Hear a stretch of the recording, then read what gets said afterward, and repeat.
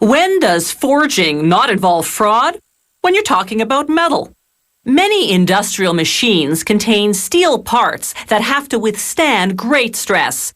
The metalworking method that produces the strongest steel parts is forging, heating the metal, then forming it to the required size and shape.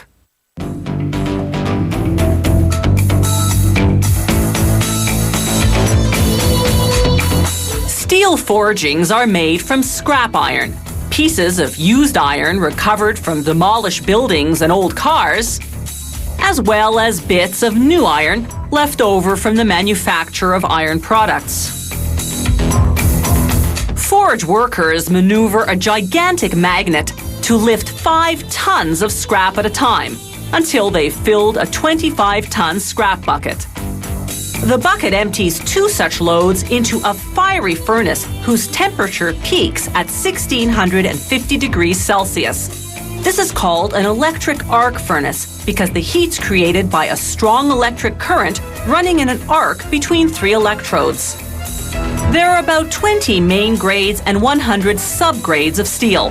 They're produced by adding specific metals or non-metallic chemical elements such as aluminum, nickel, chromium, vanadium, manganese, carbon, and molybdenum. They also add the mineral fluorite to help fuse the metals, some of which are in the form of blocks called ingots. Throughout the 3.5-hour meltdown, they test and adjust the chemical composition. They try to attain the lowest hydrogen, oxygen, nitrogen, and sulfur levels, the key to producing strong, high-quality steel. Then they pour the sizzling molten metal into a 45-ton ladle that's lined with heat-resistant brick.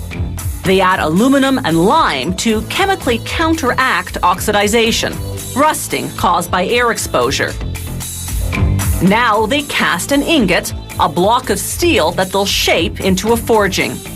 The molten metal flows out the bottom of the ladle into a mold below. This bottom pouring, as it's called, makes for a smoother casting because liquid flowing downward doesn't swill around as much as liquid poured sideways. This forge can cast ingots weighing up to 42 tons. After several hours, the ingot solidifies and they turn the mold upside down to extract it. Then, over 12 hours, they reheat the ingot to 1200 degrees Celsius. This makes it soft enough to hammer or press into shape. To make large forgings, they use a machine called a forging press. Mounted inside is a forming die or pair of dies, depending on the technique they're using. The press applies thousands of tons of pressure, crushing the ingot and forcing it against the die. The steel, meanwhile, is quickly oxidizing with all this air exposure. They use a high-pressure water gun to remove the scales of rust.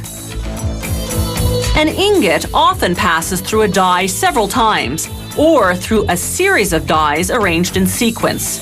Each pressing forms the metal bit by bit into the final shape. Metal is composed of microscopic crystals. Squeezing it in a press bends these crystals, destabilizing the metal structure. But reheating the metal creates new crystals to replace the deformed ones. This restabilizes the structure, and because the new crystals are smaller, makes the metal stronger than before. That's why finished forgings require heat treatment in what's called an annealing furnace. They heat for a day or 2 depending on the grade of steel. Then they soak in a water and chemical bath for about 5 hours. This strengthens the steel even more. Finally, workers mount the steel forgings on lathes and milling machines. They remove the rust scales that form during heat treatment, then precision machine the forgings into what the client ordered, usually industrial parts such as rotors, spindles, and shafts. Many factories prefer to buy forgings in the shape of blocks or bars and machine the parts themselves.